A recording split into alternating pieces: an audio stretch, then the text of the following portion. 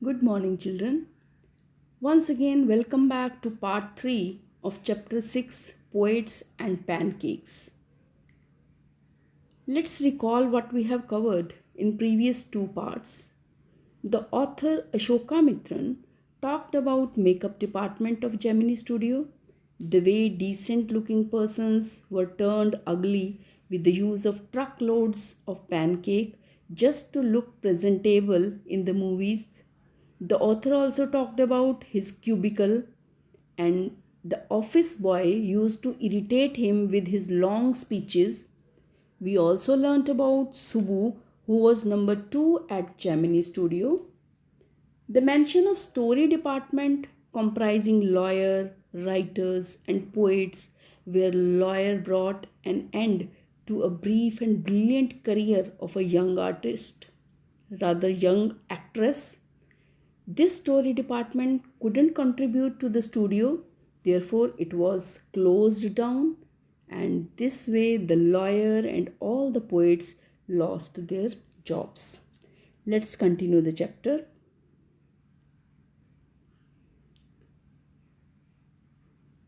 From here, Gemini Studio was the favorite haunt of poets like S.T.S. Yogiyar, Sangu Subramaniam, Krishna Sastri, and Harendranath Chattopadhyay.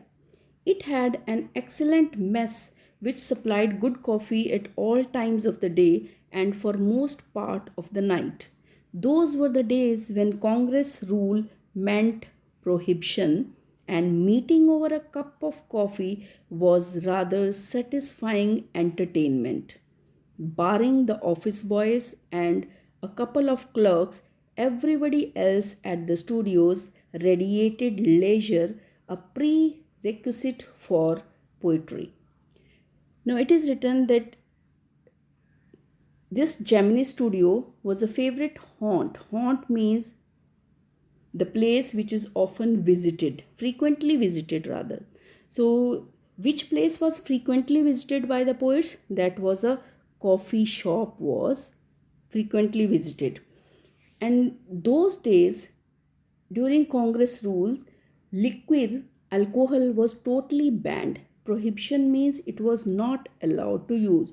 So the poets sit in the coffee house for a cup of coffee, and it was a rather satisfying entertainment for them. Barring, excluding the office boys and couple of clerks, everybody used to sit there in the coffee shop and enjoy there, which was this enjoyment was a prerequisite for poetry. Now, prerequisite for poetry, it means prior requirement for poetry. Whenever somebody has to write the poetry, his mind should be totally relaxed, and meeting over a cup of coffee at the coffee shop was really a place where they could entertain and relax their mind. So, coming to the next, most of them wore khadi and worshipped Gandhiji, but beyond that, they had not the faintest appreciation for political thought of any kind. Naturally, they were all averse to the term communism. So, though they used to meet there at the coffee shop, but they hardly discuss anything about the politics. They were not at all interested on that politics matter. So, they were all averse to the against to the term communism. Now, what is communism? Let's read. A communist was a godless man. He had no filial or conjugal love. He had no compunction about killing his own parents or his children. He was always out to cause and spread unrest and violence among innocent and ignorant people. Such notions, which prevailed everywhere else in South India at that time, also naturally floated about vaguely among the khadi clad poets of Gemini Studios. Evidence of it was soon forthcoming. Now, here it is written about communism. And who are communists? Now, communists are the godless persons. They have no emotions at all. They do not believe in God. Filial here means no love for the children, and conjugal means no love for wife. Now, these communist people, because they have no emotions at all and they have no regrets. Compunction means here regrets, no regrets for doing anything wrong. So they are even ready to kill their parents and children and always cause and spread violence among the innocent people. So such type of idea, it prevailed in the South India those days. So naturally it floated into the Gemini studio among the poets. Now evidence of such idea can be seen in the upcoming paragraphs. Coming to the next. When Frank Butchman's moral rearmament army. Now Frank Butchman's moral rearmament army, shortcut name is given MRA. MRA. Some 200 strong visited Madras sometime in 1952. They could not have found a warmer host in India than the Gemini Studios. Someone called the group an international circus. They weren't very good on the trapeze, and their acquaintance with animals was only at the dinner table, but they presented two plays in a most professional manner. Now, Butchman's Moral Rearmament Army, it is the name of the group, Moral Rearmament Army. It visited in Gemini studio in 1952, and S.S. Vasan was a very good host for them. So people used to say that it is an international circus. But actually these people, they were not good on the trapeze. Now trapeze is a type of swinging bar you might have seen in the circus, swinging bars used in the circus. And they were not acquainted with the animals also. They don't know the tricks with the animals. So they have acquaintance with the animals only at the dinner table. It means they talk about the animals only at the dinner table. This shows that they used to eat non-veg only. So this group, Moral Rearmament Army, they presented two plays in a very professional manner. Now, which were those two plays? Jotham Valley, The Forgotten Factor. Their Jotham Valley and The Forgotten Factor ran several shows in Madras, and along with the other citizens of the city, the Gemini family of 600 saw the plays over and over again. The message of the plays were usually plain and simple homilies, but the sets and costumes were first rate. Now, what is written here? This army presented two plays. First was Jotham Valley and second Forgotten Factor. So, citizens of Madras and the 600 people of Gemini family saw the plays again and again. And the message of the play was very simple, and it gave the lecture on religious topic. Homilies means the message was based on the religious topic, but the sets and costumes which were used in the play, they were outstanding. They were first rate. Coming to the next. Madras and the Tamil drama community were terribly impressed, and for some years almost all Tamil plays had a scene of sunrise and sunset in the manner of Jotham Valley, with a bare stage, a white background curtain, and a tune played on the flute. Now, in those two plays, the sunrise and sunset scene was very beautifully managed. So Tamil films, all the people who used to make Tamil films, they were quite impressed with those scenes. So they also tried to create the same scenes in their plays. It was some years later that I learned that the MRA, now here I refers to Ashoka Mitran, the author. I learned that the MRA was a kind of counter movement to international communism, and the big bosses of Madras like Mr. Vasan simply played into their hands. I am not sure, however, that this was indeed the case, for the unchangeable aspects of these big bosses and their enterprises remained the same, MRA or no MRA, international communism or no international communism. Now, it is said that the author thinks that this MRA, Moral Rearmament Army, was a kind of counter movement of international communism. They were against the communism, and the big bosses, they didn't know that what was the reason to come, what was the reason of their coming in the Gemini studio. Actually, they wanted to spread awareness to the people regarding anti-communism. So these bosses like Mr. Vasan, they played into their hand, they were the puppets into their hands, they were used by them. And then Ashoka Mitran says that all the bosses, all the big bosses in the Madras, they have the unchangeable aspects, and there was no impact on their studio, whether it is MRA group or no MRA group. Next, the staff of Gemini Studios had a nice time hosting 200 people of all hues and sizes of at least 20 nationalities. It was such a change from the usual collection of crowd players waiting to be slapped with thick layers of makeup by the office boy in the makeup department. Hosting MRA group in the Gemini studio was a nice change for the staff, because now the office boy in the makeup department had not to do the makeup of crowd players. Next, a few months later, the telephone lines of the big bosses of Madras buzzed, and once again we at Gemini Studios cleared a whole shooting stage to welcome another visitor.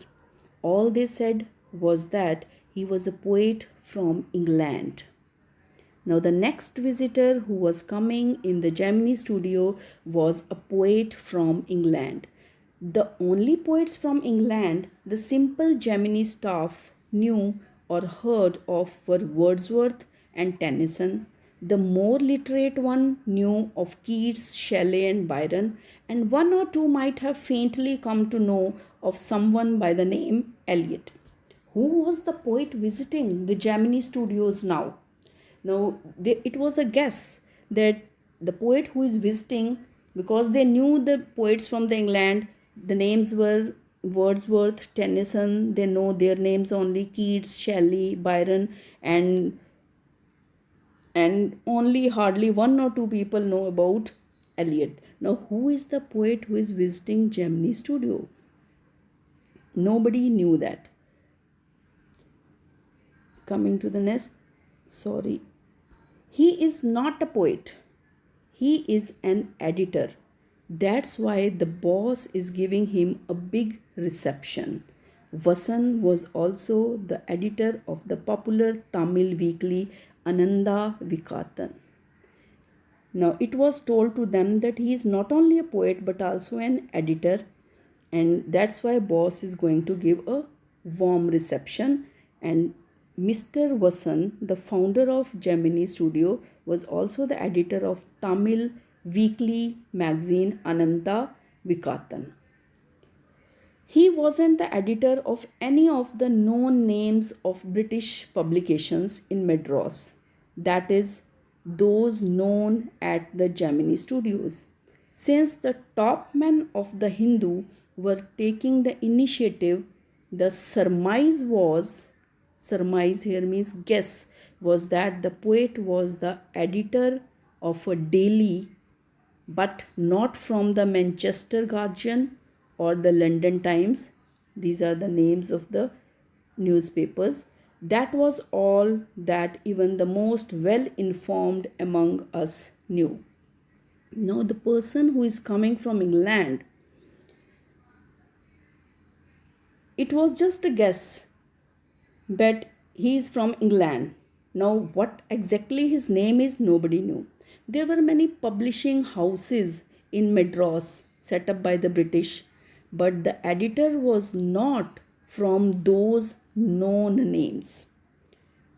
So, which were the two daily newspapers? That was Manchester Guardian and London Times.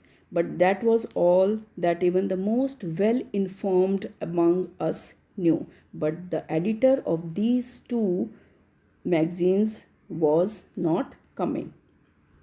Now, who is the person who is coming to the Gemini studio? At last, around 4 in the afternoon, the poet or the editor arrived. Now, note down the time. At 4 in the afternoon, he arrived. He was a tall man, very English, very serious, and of course, very unknown to all of us. Nobody knew him. Battling with half a dozen pedestal fans on the shooting stage, a stage was set up for his welcome. So there were fans kept on the stage. Pedestal fans means fans with the stand. So he went on the stage. The boss read out a long speech. Mr. Vasan read out a long speech in his welcome. It was obvious that he too knew precious little about the poet or the editor. The speech was all in the most general terms, but here and there it was peppered with words like freedom and democracy. Now, peppered here means included. He included the word, or we can say sprinkled. So, because even boss didn't know much about the poet or the editor, whosoever is coming, so that's why in his speech he included some words like freedom and democracy just to elaborate his speech. Then the poet spoke. Now, after Vasan, it was the turn of the poet to speak, to give his introduction. Then the poet spoke. He couldn't have addressed a more dazed and silent audience. No one knew what he was talking about, and his accent defeated any attempt to understand what he was saying. The whole thing lasted about an hour. Then the poet left, and we all dispersed in utter bafflement. What are we doing? What is an English poet doing in the film studio which makes Tamil films for the simplest sort of people? Now, what is said here, that when the poet turns came and he started speaking, he had not addressed such a dazed, here dazed means confused audience before, because the audience was confused. The way he was speaking, the accent he was using was not understood. The whole thing lasted for 1 hour. The welcome and the introductory speech lasted for 1 hour. Then the poet left, and everybody dispersed in utter bafflement. Bafflement means, again, it means confusion. Now everybody was confused that what is an English poet doing in that studio which makes Tamil films. The studio which makes Tamil films, what is an English poet doing over there? Now next, people whose lives least afforded them the possibility of cultivating a taste for English poetry, the poet looked pretty baffled too. Now the people of that area, Madras, they couldn't develop the taste of English poetry. So why the person is here and why he is delivering the speech? So what for he has come here? Everybody was quite confused. Even the poet looked pretty baffled. He himself was quite confused. For he too must have felt the sheer incongruity of his talk about the thrills and travails of an English poet. his visit remained an unexplained mystery. Now, he himself was quite baffled because he too must have felt sheer incongruity. Incongruity means here failure of connection. When he was delivering the speech, the audience couldn't understand what he is speaking. So there was no connection made between him and the audience. So because he was talking to them about his thrills, his pleasures, and travails means his unpleasant experience in the journey of English poetry, but it was not understood to anyone. So that's why his visit remained an unexplained mystery in the Gemini studio, because nobody could knew who the person was and what was his name. That's why it remained a mystery. Thank you for today. It is enough. Remaining we will cover in the fourth video.